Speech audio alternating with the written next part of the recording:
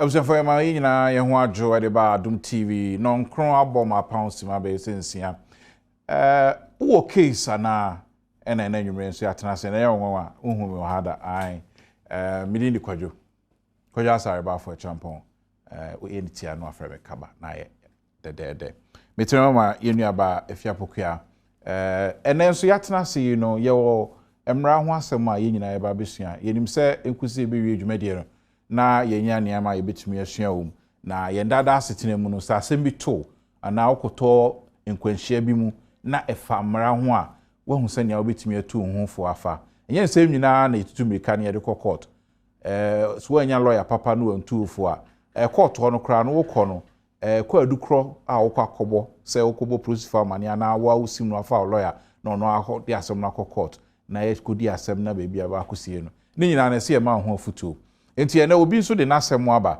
a ye ba bedwendwen ho ye begye sɛ ye bewie no na wanyemu afutu sɛ na be a emra ho asɛm da ache ho anko kyerɛw me o case ana ena na nwumre so atena se live ewo Adom TV ye de na asesronko e de ma Top Herbal Center on adaroma ena na nwumre nso no wo mo eso asene na ye ka Top Herbal Center na Top Herbal Clinic a wo adwuma ya ne sɛ wo boa ama ye nyina ya pomuden atimi asisu yie ni titiu sɛ eye da yare tae typhoid fever obi a ne yam tae ne ya na yam kro ewo ho ana nso so kooko ha no na nso so namu yade amanfo nanti mo mai no ukotibia utu tepa Top Herbal Clinic yade no ebekọ ama nso so atimi anya hoto ma mo menstrual disorders busumi so a sese oji permission fi office ansa na nansi achi atimi asa amo aba productivity na take form and also Top Herbal Clinic here when adwuma yi papa ba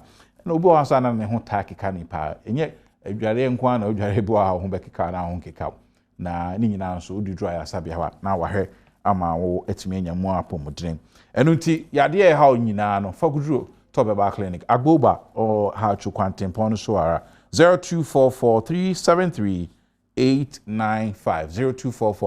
0244373895 and 0289 204 12325 0289 204 12325 Joada ekusi fiada no pa no ngoche ekusi no nine and afi memene da ene da e holiday bia nso no obenya omo anopa no ngoche ekusi ewia donkro Top Herbal Clinic adaroma na yede me okisa na ede brew ena nwumre yasem a yenya no yasem a mi hu ye na mete na me nwa ha kakra se na unim se omemu ha no ensase ni nyina no ya chiche mu ahoro bebre ebi ya ban dia omtimi gi no tumi so keke sense wo de ba be bibi ebebo oman ntini yaje ebi ya busua dia nti aban ne be ya okọ busua no ho ana oman ne dia ohene no ho ne akoje ne dia ya bibi enti se mining company bi ba na oje concession obeje bia ho se yenya sika akọ ho na yenya fam gudie bi ho enti saa bia no sese no ababe mining company ne dia emrem ye dia hye ne nsa enti niam a wo mu nyina wasase mu nyina ye ne dia enti esese mu amoto ho no mutu na o kai se yesi akosomo dam kra no ma ne tete nsuo na no ho ne ade nyina yetu omu kuti be foforo na mining company bi agoje concession amanfo ete ho no sese wo mutu na so omu betu ana omu ntu na ahinsie ebewuram na etututo ebewuram na ebibe pra ma omo nan ebisabre me no okay mfie ko mfie num nie yehu ba bi asem no akosie no na che say abrante no an nanwure be kan ho asem o case pa ansa na yebekọ na yakwakotie ne nsem no nanwure a lawyer for ya ne omu adwuma lawyer Morrison Paul de onye hoho afidie so minum no nso so ache yie pa lawyer kwaba enua yesi ache but enwure nso de mini wa be share ha no some catch us say this year law school yes you be ko bi soko because it's long overdue acho so it's long overdue who call this me enti ye hwese enwumre ye benya adusua free nchen and afi ye maame lawyer Jennifer Nyameche lawyer onso ye mo adwo mo akwaba mejo so kaba bibia eboko nsi ami abo mi ni abonti na ho ye mo mama se me hwe o me ta hwe ai ni mo afidie yi so Adom TV ai ti ye mo akwaba enwumre abrante no be okay okay so mate ebisa 41 crowd o say crowd me wo case Anaa ne nanwumre ya de bra no yenko ni yenko tie abrante no na kostem ye ba ye ne lawyer for bidi honkomo a frame ntia mo de nkyira na be mfie be enum na ekoi 2012 no 18th August ana me papa kura se achim ya so ekoba se mice for etu ya kokuru fufuro so to me yese na yen anso ye da yensie he anti onipa odi me papa de me papa ya make wa frame onipa odi me papa de frɛ no opani bedi ako oma yesi ye he yesi he ni wie ya pɛ ɛne hu sɛ nipa fufuro bi abɛfrɛ mu a okitatu nti sɛ ye be pe nipa kro na oyɛ na ɛda ahwɛ sɛ na ɛyɛ ade o ma hyehyɛ ho ehu sɛ wehwura tena ka bi mu edim lika pa ɛkɔ kro a ɛto aso foforo ɛfrɛ ho achima da esena okɔ eno ko wura me papa nana ba ko yɛ da efie a opani ne ɛfrɛ na bedi abankro ti yeso wura ho ne yɛsɛ ne ɛbɛkɔ ne akɔkyire ma kyerɛ papa ne sɛ sei na nipa na da abedi adwuma ye wura ho apɛ na papa ne mu anka sɛ da atwi tuo ɛne ne mamu a ne driver fo mienu ɔno ka ho miensa ɛne etuo gu yesu sɛ girin ba mu aba ko ɔkan ho me de ne kura yɛ da ɛbae ɔma etuo so ne gu ne nam na ɔda hɔ mesimi ku wura me ka mo so wudwane meku a ne dem tututuo gugu me ka ne me ties nyina condemn no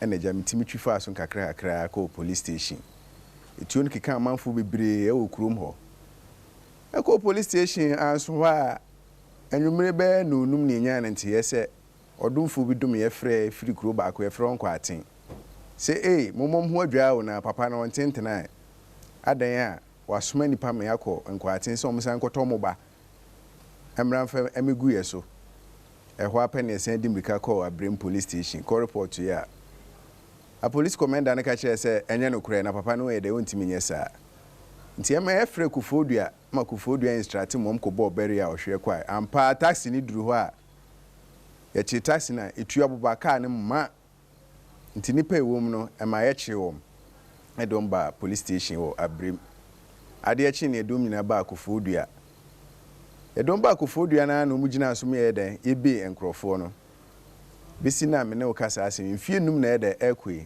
asɛn si yɛbɛfrɛ bisi ne nanu ya na jamenya attorney general wo kufodua madam Emry ebisa ne ho asɛm no so wo mu gusu a omo ye ho nkrata ba esan sa acha ne enti ho asɛm bia ne enti no amaye so ye da ya basa sese meka wase na menuen aboba hyehyehye ne nan mu a ontimi ye da enye ne ho hwe na ese ye ba bebo adomfo ada amane na ba bia mbra na ye da na yesere mu ase mu ni akiri na tentre ne ye da enye dwuma na papa no wede osisi edodo enti ye nua bema no akosem na wote se na obo ho amane no ensem no e wa kwa ahodo bebre megidi sa lawyer for o ma bin ye so metimi a kire mu ni ama na futu media min ko law schools minim se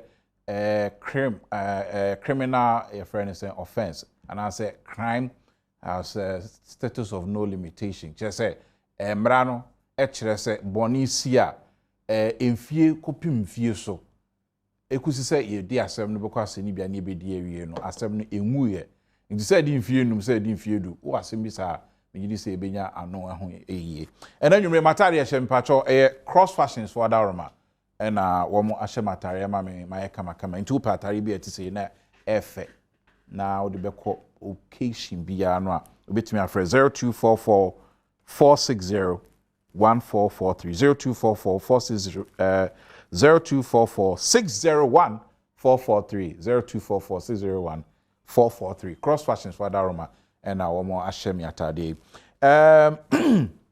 mami sha se filo Jennifer Nyamicho mami mo akwa babiem na yenhwe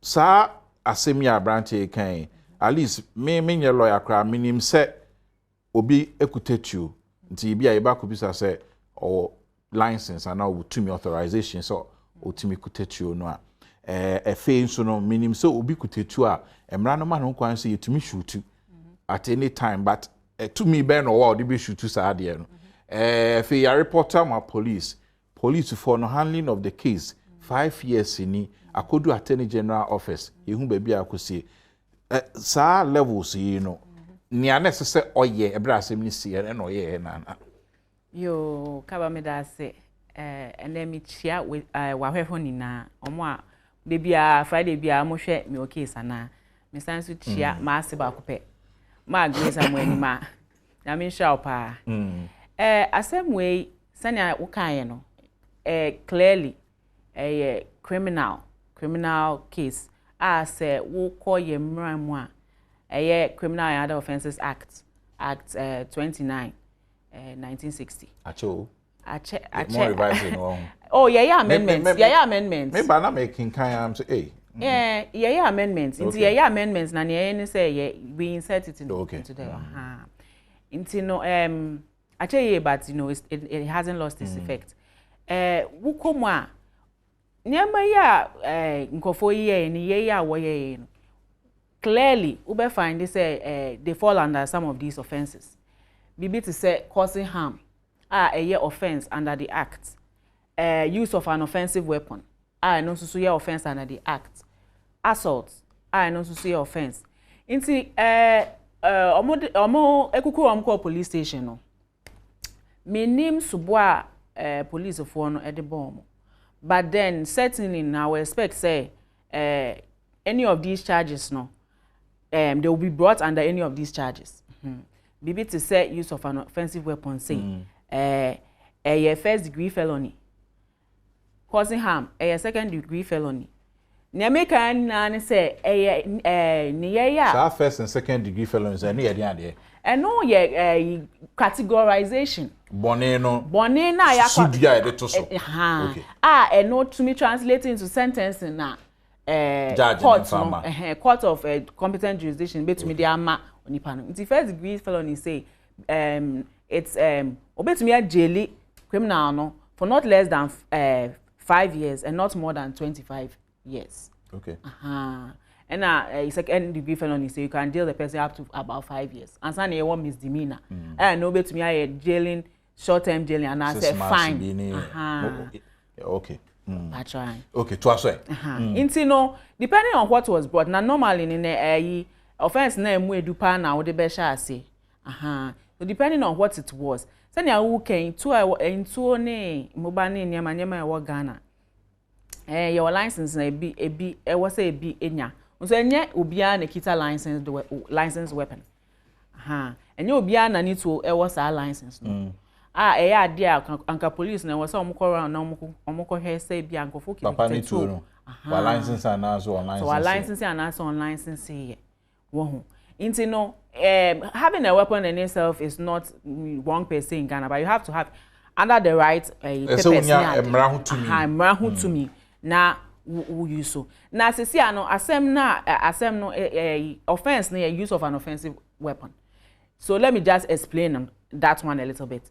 Weapon dey betumi aye bibia say would de adibia obetumi dia pro bi say bia buo sekan dade ana say bibi bia say would de kan obi honam a obetumi epra ana say ebetumi abo ne yare ana say ebeka na to fem inti no senya migusu kan say bibia obi to me fa the yard even phone so obi to me fa the bowa na opra ebetumi adane phone abedane weapon ebetumi adane offensive weapon sir inti tuo no tuo ni sikan kwa na e weapon inti enye no kwa it depends on the use that adeno has been put to no inti adibia wo de adene be ne ye na wo de be ye no ene na ebe kire say adena adane weapon or not inti tuo no fine a weapon but adeno ode ye no e be say hu say adeno ode ye na ye hu clear say or the cause harm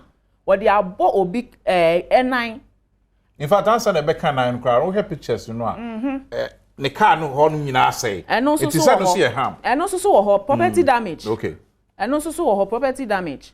Wow. Inti ni na ni oye ni na no. And fa kwan so and fa ma kwan so. Inti no say omo de omo akọ police station ho na nyema bi say na police no omo ache omo on those charges na na ne kwan so ano no. Na answer na meko lawyer Morrison pa ho minim say cases ni bi wo ha you don't necessarily have to refer it to the AG's office. the police or prosecutorial powers are omo abetimi dia kwa omo refer case to the AG's office. Wohwe characteristics sa bonia ye ka ho asemi ni esi ye no a eye ade a se police for refer to the AG's office. Case bia eye criminal case no. Attorney General's office was omo te sa case no nka. Case bia criminal case bia no omo beti about it, they will hear about it.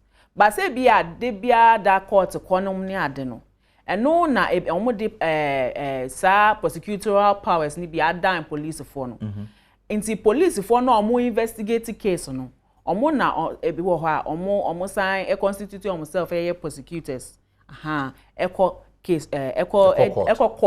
court prosecute case no nti no me to me nka say me to me if I say bia attorney general office bia regionally no if na obefa lawyer ewo bebia what I say nti most of the time criminal cases no eba say ya police nso betumi aye prosecutor on the case there's nothing wrong with it. Me say o say to the bia court cases ni bi ba asem na kodru court no yes prosecutor ne say o ma refer to the AG's office for advice nti enko say advice de beba no police ni no say otewo onya hwe o twen nti for 5 years to say branch here say nti o montena ho AG's office for advice in my sir. Yes, Nemeka Honso ne say, well, with this particular case, mean to me at the potentia, say, yen facts nina, or no name nientia, I take you 5 years. No man say, I take you 5 years. That normal in practice, normal. See, and it's not strange. And ya dear, Meka say, see. Ena nya meme ni say ebi wo a case no to me drag say bia omo pe evidence bia na say witness bia obeba be ma the right testimony ebe prove it to them say beyond any reasonable doubt no onipa akono aye ne no ama ye de sobo no abo no nti ebia fine omo de akọ attorney general's office na omo train advice but that may not necessarily be the reason a case no so delay. Ebi nso so a stories being corroborated ebi a key person bi obetumi eye witness ni ho mean to me nche ade poten nti onu ndi echi no lawyer more example ye her case no eniema abrante na kan fa ho nyina kwa ofa so report to the police media anka menye lawyer no nso so madrim no bi a anka police for die nya yi ka obetumi afale civil case bi wo ho na japade ya said ni ade anan no otimi you see mo kasa na ma edin because me unso on my way no ayetim no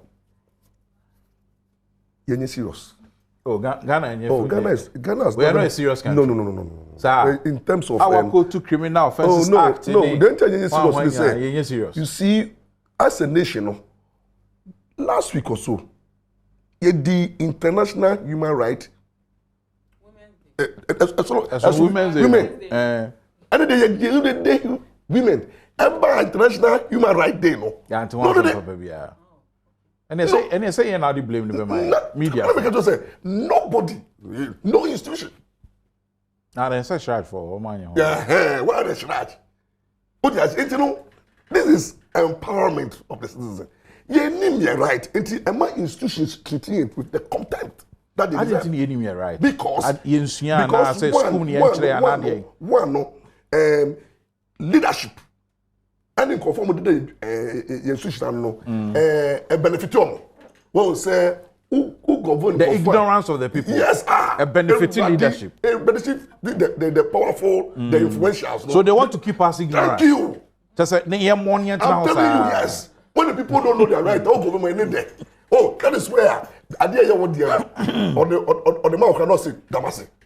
And even over here, you know, Shinach International Human Rights Day, any program. Media for so Monday. Papa was sleep on his right and what that's so. I don't know now so yet. But I say only writer who demand what belongs to you. It is say we almost undemanded here. Yes, don't demand it say. That means when they say there might be chieftaincy disputes. What I said, that means I didn't see one. I think once I told them it will be in the return. Oh, you be film. Because what they say, Obi ayenya money concession will close. if I say see him what try my by say company by so be prospecting and Nabia or be mining. Now to say answer me if you are kono. The question is that who be see who police woman here. And do what he say Ebia omo koya ade no na other fashions no enyo de ono mo planting of table no. And do what here brad nipa be tutu na wan so see na o dare no okọ be bia yesma no. That's why I call for refuge, no. No more so who need to me. So we call be fear without without the person's consent. No go boraho. And a man Papa so bufu here. Also for say he has come and attack because it's so different. Also different no. Because now I quite say the bia bufu shiwaba. If the people come now only mo to do maybe they will attack on them. Until be na be ono also go buye fire. And so will be a favor who say no. If I say me deal with my enemies, this is the background. It is ABB institutions like the BBC, you know, District Security Council, DISEC, should not sit on it. That is a security issue. They will meet, and then the district commander, I didn't see one, should be keen on this. Now there be another institutions need a bit more intelligence. I see you know. If they are picked on it, there will be quick investigation. Almost for this serious. What do I say? Say, "Koye, osikeni bi aba." So I dey question, Papa yi, you be very influential. I'm telling you. Because oye here ni obi amuano. Now, you have to so what Ghana no mu bi. I dey asem no. What be me? No, you don't miss out. Na wana miss out. Ghana you for no. Okay, be one more. No mo di watem. Oh yes. Ebiti said. Oh, we're there. Ebiti officers ebiti said. Monty name abi bomo omemu. Oh, when you na who keep man on tiase. Because nipa no you very influential on society man. I didn't see na you bring influence to bear. Obeko those the authority. But they intina Emran is supposed to deal with us equally. Enti dey intina say ba say obi oye mono lawyer for man of substance. And now influential person. Only the end of the year, it's see treating it differently. Now, one kunama on team babe. Because the ordinary no dosono. Omo boom fia. What do I say? When you have for those change, it's careful. Oh, so baby. And you have for those change politicians so. Baby. But there you know, la sulala. What do I say? Kakra no apetama kitu ebi. And obi eskenia. Often say onya bone o dey say so powerful say untumi challenge no. And what is happening is that the issue is because nipa now who are involved no they are nobody. Omo very influential. It's a say and you know yes we are say into our case into onya den tio we go report to am the necessary institutions. It will be someone say police station no go report here no investigators no they do not know it means that almost 5 years. I don't think so. But almost say, almost refer Adom to the general. Homo, the name in Nado, dream. So I told you that you did about 10 ministers. Yes, he did about 10 apart from yes. That's a tiny general or a political point. Let me say, from the Solicitor General to the lowest person or prosecutor state attorneys no now. So for no money or I say civil servants. Or you do you when you do you but over ministerial positions, deputies near about 6 you want near all advisory body. All supervising, also monitor those who advise. Our minister to the general. And they want also say drafting of legislation. They want also say criminal cases. And then you also say civil suits.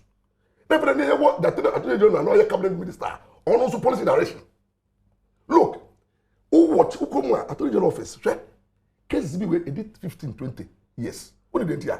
Lawyers cry you who shana who the case and shana who actually no actual petition. Teacher petition, the only thing I told you that for the one. Omono, baby, accommodate. Lawyers on hold you to make a pay. Into that as you call strike. enti case no adults so I say the kind bram here practice no judge back we me say judge no say uber court now person or adjourn case I know here we said that uber no for books bebre so ube ko to court enti so the basa na o de beto pa judge no pause hey cousin what are you come to do please can you take a date are on person ba ko to so obi wa say the was say load at no on pet hearing or for say hearing is technical enti no bonu ho a that is exactly what happens enti what has happened is that what here attorney general office no you go be him say case ko ha eche enti you go down cases wo ho and almost state authorities no for so long they anhwem yie enti out of frustration no case no ko ha some of them are being influenced others to know say it could be say in this instance papa no tutu ni ye so your hene eti enunti na ache o ages office no ana ehwe no be ka che o be komo no influence political influence to me so na by na was so at that time and when say what politician be they are talking to the minister and the deputy quickly na case no ya da to baby o be kokona pa no krapa yira and that's exactly what has happened. It say 5 years you obey anything. So the petition. Of call when they say attorney general, the current attorney general on petition Madam Gloria or no nonsense. Last time we boom my samajan de no waba court. Into no or no nonsense. Uti obeba. O we so on petition district commander no. Na because 5 years then there assistant police for na at the end of the day, to be a serious issue like this. Not 5 years. Now, any possible to say evidence is available and ho. It be crying about this time. Minya, say any mwapoyo. Na say they should have gathered the evidence no. Enti no me mu wan hwe enti kaba. Because we nim say omemu ha no say a case be city say papa idia be ya. Crime officer no be any a transfer no okokra no fa no hand over. Enti ye be kokra na fa no ni ho. Minya, investigation okokra na ira o men den. Investigation say omemu no. Enye asem si na investigator na muano kwa kano ote o fe bi am investigation ote ho na of referee on sorry onko ye quality time any investigations into here say you be ka chere no atro to into bo say I don't know obody docket na ni evidence kwa bo ndim na disjointed na influence into no bo say na crime officer no any investigator no ma compromise mo na commander it 3 people do be ko share no or hidden no influencer or starting from political influence a friend of 1 or 2 things we say that case no I say we dey go see aga ni people so involved no influential o dey papa no influence no bia it won't say it's so easily na case na they say oh Montreal Massey attorney general office until not attorney general also our ability to influence attorney general office we also say offices no district regions no omo region attorney general regions no na even headquarters camp na emo na regions o dey say it's easy for the regional way no more personal relationship just to it won't say case no minia mo na maba buan ma amade benya new eba media expose sana na ama interest omo hwa yo understand yeah ka say attorney general office before you am here so omo hwe regional commander say na ko omo hwe ne ho popo she fair no because them say quickly no Madam Gloria be free say issue what is happening now into said everybody was involved is trying to find ways and means papa no uncle petition at attorney general agent office no uncle petition IGP o dey say that media for no so on put pressure on so but media for say put pressure on so na be ya na nye attorney general's office petition cry tron say on fan fa na say empanifo a omo na mom so masade ba ye say ahemfu nyina wo mu so omo da so te ase a would they still not have the same influence on the current political leadership? A question ya Jane Cratone ba yebitimi adwe ho na yebisa ho asem ne apa no ye di ama ho. Ye ka say me case ana yeguso ya de bro no live or Adom TV top about clinic adaroma na ye de me case ya de bro. Ye Jane Cratone ba ye beto aso.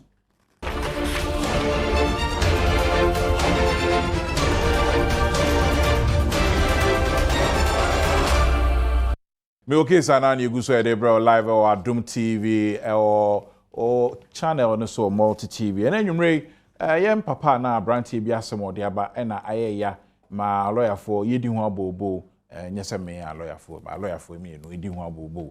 Na ye kira dwen ho na yahwe efutu ebetimi ama branti no na wetimi etu ho anamon. Kai say a top herbal clinic for Daroma na ye dey me okay say dey bro. So na medical kan no yade bia how na woni pedua nu de nyame yadom na otimi tutu anamo edu top herbal clinic agboba ha chukwan so a onyame yadom aho betimi ato say typhoid fever stomach ulcer koko na how say ye menstrual disorders and afi infertility ne ho nkro no bebre no ano odidu ha na nyame yadom a ho betimi ato top herbal clinic say medical kan agboba ha chu 0244 373 895 0289 204 123 25 0289 204 123 25 kai se edwada kusi fiade bia nso anopa no wotwe ekusi no 9 8 am to 4 pm and after Saturday any holiday bia nso no 8 am to 1 pm na kwasi ada de omo de ahome na eno so eho asem no lawyer amche enti se ya lawyer Morisampa actually say institution no nya adwuma papa yes enti AG office no on competition non petition regional police commander Anaa say the AG's officer okufodua ni ade oye nu wi a on pantra no nso won twen Anaa say onye de yo me das kaba oye enu wi a metumi aka say obetumi asan the case na dan in a civil manner sana na me ne wo discuss what the fambing eno say what say criminal law no aya na say aban na ni wo deal so boni bi ebesi bia no oman ne jefa no ni nipa na die no ni we deal but civilly no na it is a person to person and am more can say no say more can say ni ebetumi aye say ebetumi aba say nipa ko no odi sa nyama say mi or your hen which means say obetumi ama obetumi our influence obetumi our substance obetumi our wealth. Here is the case papa yi ye born ni nua nan tuo no for the past 5 years papa yi onye de ontumi nya ehwe ne kan so ya bobo ne tuo ontumi nya ho adwuma. This is a clear case of property damage obetumi intentional thought I know say oba civil law mu a you can say wrong against the person and I say the person's property na no ni na say obetumi akọ court na akọ damages general and special damages. I know such a thing. Now general no I know che say damages na I say oya obi a obi di wa fam and I say bibia odi ayede proud na general damages no be sa na no wonni bibia wo dey aye say bia proof say bia say ni say but generally court na hwe say ma wo fam na wa hwere emotional trauma pain suffering ebia bibia na wo tumi ye initially no wuntumi nya bia wuntumi nante fi ha enko ha won bre ebia wuntumi nko nipa mu biom ebia wuntumi nya bibi biom eno no wuntumi quantify per se onso so wu fam nti was all mo taking notice say wu fam na eno no wo de agi general damages no special damages no there eno there you have to prove it eno no wo hia nkata sembebam bibi to say receipts ebia wako hospital medical bills or prescription any nyama bisa ebia wo ye adwuma bi ebia wo sales figures ni ade na aya etumi ba asisia because of niesi into wahore nini na wo betumi de court na wo de akoma wo de akodan court ni say this is evidence of things that I have lost into was say then court no obo onipa ko no so no o try na sa damages ni say on farm mount no restore senya na wo bebia na wo no na ye time na you using to restore you to the status quo ante se senya na wo previously na was say to me yetumi no san ba ho no eti se se futu a de ma ewo abranti ahun say onko two prong on for both the criminal and the civil. Yes, but my only problem is say most of the time you say cases be concurrently, which means say we now we almost say oh there be way cause so hand to train. One cancer. I see say practice when you are in practice to me say bia all person or the fast civil no mbeka say there be a case a war criminal say people will take notice of the facts. Which people? Obi to say bia the parties that he's going against.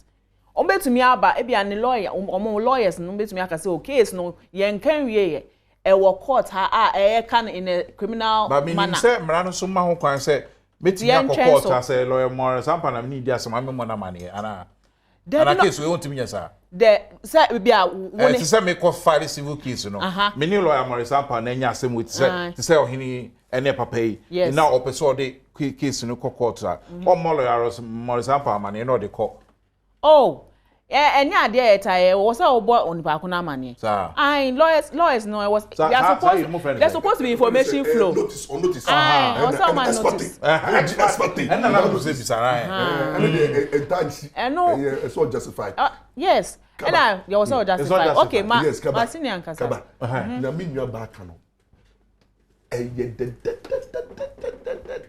ado de asichira fa debi anu kwanso but papa yi oh yemia okote ki civil action yemia me yelo yemia ada ni boarding ajerade wani be mo na mo charge ya na anye yego filing fees 66 ka o ko su sika yeje e wo court registry ho no me rade ada bon wa ba 1,000 times they say o file some we say bi aka so ko file no ko je bi 1 billion 2 billion na e bi the filing fee be about 50 million. But oh my minister say it will file na say o see general damages here ma be 1 million Ghana.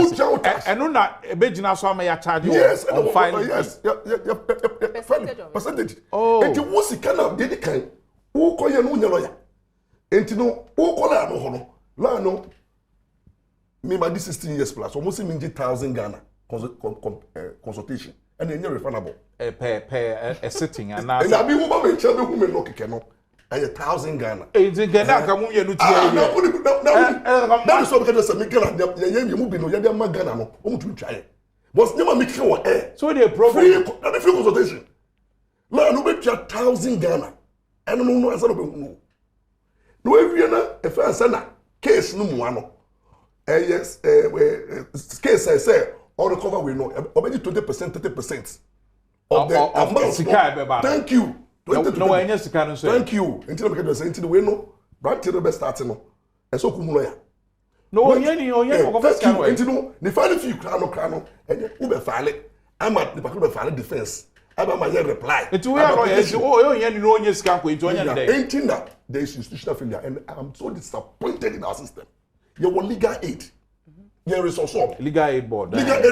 Say can we ni wo e. Case lawyer be ready. Me ready. Na o ya pro bono cases. Bebre na ye mo e. Do we go fa one na. Yeah pro bono cases. What did bibi kitwe na client take report to the legal counsel. E dey no bibi kitwe. Say bia obi e bia case na pass o bia me yama no. O be ma 1,000 Ghana. Now ya dey do baby now so say na waji sika. E na waji mu akosi. I dey no report to the legal counsel. So waji sika. Wanye ni case. O ye ni no. O sikeni do chawa in front of who. To ban a woman say, and you for the casa woman what? Until the question is that legal aid is not working. And they wouldn't be before. Institution legal aid for the board of directors, no, almost slow system, no, almost to be become problems. It is a wow when you didn't say nothing make now make a calculate you feel me. The system in fee in Penifono, say Penifono, those in charge, no, the kind of the legal aid, don't for say here. And then they found with the political point too. Oh, there's all this kind of almost baby projects, infrastructure, and I'm infrastructure. Oh, I say, but issues of it is a so all yes can go to your lawyer car. Now you got a board so on your lawyer or Buano on your day. And it's not only suicide the customer. There's a sense of hopelessness in our leaders. Mamma Gratom say it is the same leadership no. And it does will be anyone. Not even now. What the cost of litigation so expensive? Who prices justice out of the reach of the ordinary Kenyan? And nobody's talking about it. We are going for a break, and you better say it. Is it all lost for this gentleman? And that's what Anaa. Maybe I know your answers. You better say.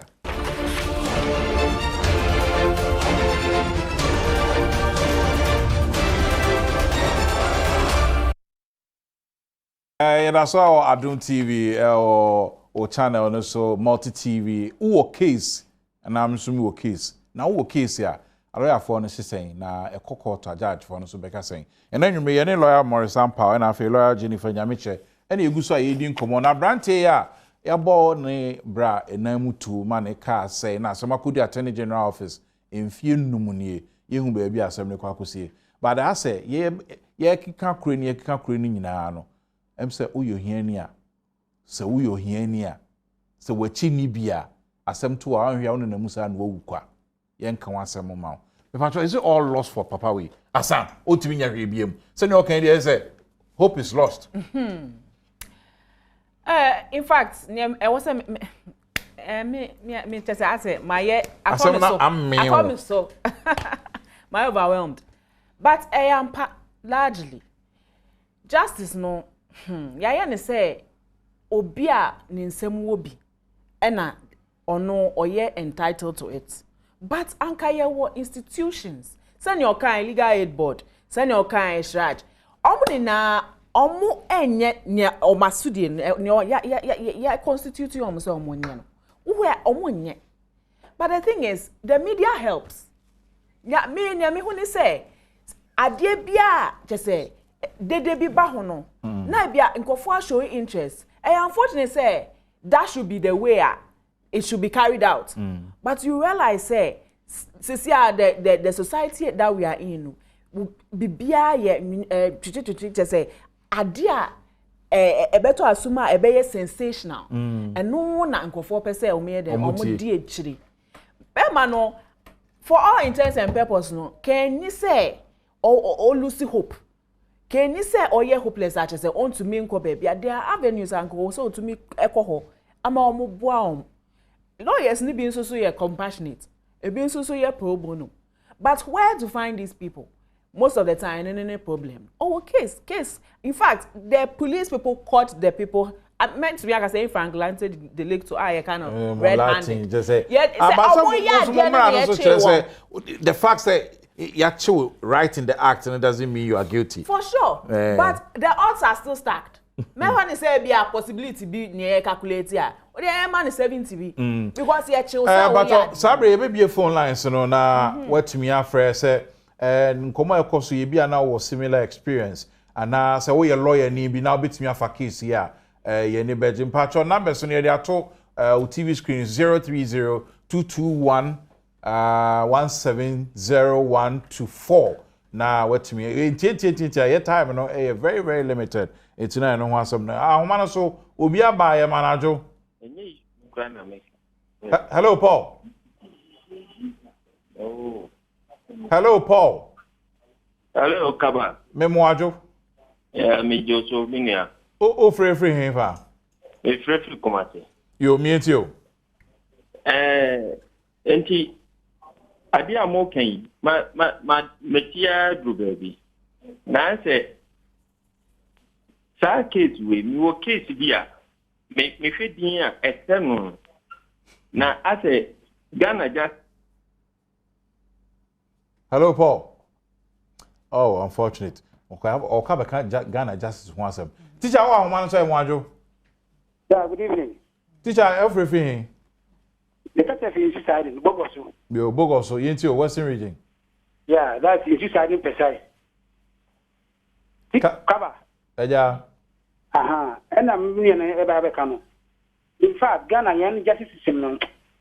As more can I am overwhelming. Oh. The Ghana justice system is for the rich, but not for the poor. If you go to the advanced countries, the institutions are there for the poor. However, Ghana had here, the institutions are there for the rich. Kaba, I always say this: come one penny, I will invest in my children to acquire a higher level of education, so they can fight for the others. Mate, yeah, that's it. Yeah, for wahomano so. Ejaja mfie mwajo.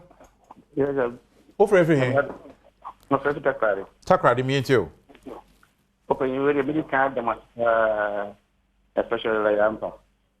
So what you mean? I mean, what you mean? Kind of credit say that yeah. Yeni here for ya say yeah, ankasa. So we need be what me mo bo. Nti papa le sremwala. Eni dwimwala. Eni dwimu. Le sremwaja. Mo dra mo mwan ma ya here for them correct. Uko what mo ko ba ka me ato ne ko na bra adi tia tinya takane no wa so no yo yeah that say mososo e mwadwo hello yes aba kwadwo mensa mososo amene ne adwuma na say we mososo ben we boso yo yeah that say even afrefi ade ba kwa ya da mi hunu o ejidisi pato say ade ba kwa mi hunu o ejidisi system ni say se wo hwe no a utimi say ya na ya hewi etrese wo deliver ba kokko wo deliver na kokko sro on be ka kire wo say bi amazini pa na wo di adanse ni ba kwa wo pidi bi a no duty after ni pa na pidi no duty no utimi say bi ado no ye wo di wadanse fo nyina so aba ama adanse fo na wo do mo baaye no o mu nyina bi amanse wo ma be adwuma utimi say enke bi e wo nyina so a etese bi a court no ejina so e de convict na nazi ba esanse bi a sankito bi o kan ye na nazi bi na lawyer baaye no e be kan say no go se be di won na fe ro ra no case no cry BBC. Unfortunately, if I near Ochato, ye nya break dodo na but Alfredo akwa na Ochato ti. Yo, kawaye da mwasi, anelo ya mpeni kwa moshia, mocheche, ya da mwasi. Mesimu similar case. My wife nya accident. Na wonya accident no, aye, ya de ko insurance company. Yeah, they call claim insurance. Now, send you okay. Them so what's some nebe wa. It you only number ya wa fresh you own. Yeah. We are Fred. Now only producers in Nkasa. Now you say you bet me so do the abrewa. Why? Me bacho mati. Yeah, that's you, Papa. Jennifer, I'll start with you. Yeah, closing into. It looks like as I know, Papa no want to not dream na on pay be drew be nyana. Debbie, man into na dream. Hey, one thing I mean to me I can say persistence na ebe to me pay. Say no what to and one kwade abaha no ebia is going to have a ripple effect. Certainly. Yeah monpai say waka asem no nkofo aye aware nkofo na omo responsible no omo hu say asem na nya exposure. Probably omo be doing say okay say no e was say you put your best foot forward. What you say inti no asem no odi abaha no first step yen hwe nya me pese me hu ni say oh you diligent about the thing. Okay. Bibia enia say bia wo ya na bia akosi pempenso but I don't want it to be say e be kwako do pempenso bi no we ka say or the manyame because Morris, human rights what 30 seconds. I think some case on petition to the general as I said the police criminal case no we are civil to on cost with legal aid but me suggest say Chief Justice who Shamia before we feel kunya so no mun say na mo ye criminal cases are o file you free criminal cases free no civil cases no some try should be when you for cases no you file free and another about free filing for the all right well so yenya na we do case by you know me gidi say lawyer Morris Sampa ne yenya ba lawyer Jennifer Nyameche etimi aboa amansem no ani adaho ye bom pae say senia nansu ya tena senia kan wasem no institutions responsible will begin to act na wanya need aso say achia na nsusu emoi me okay sana na nwumre ye de brɛ no top about center da woma and also asene ema ye de nkomodidi ne brɛ matade no cross fashions for 0244 601 443 0244 601 403 na watimi akọ producers camera light floor baby bia obo ma na nwumre ye de me okay si de brɛ no na ye do masi pa lawyer da nyame shaw and afi lawyer nyame che unso ye da si papa onyame adoma na oche se ne safia boku ya ma ya ebi a me amesa ma ba biem onyame shaw ye ono da se ne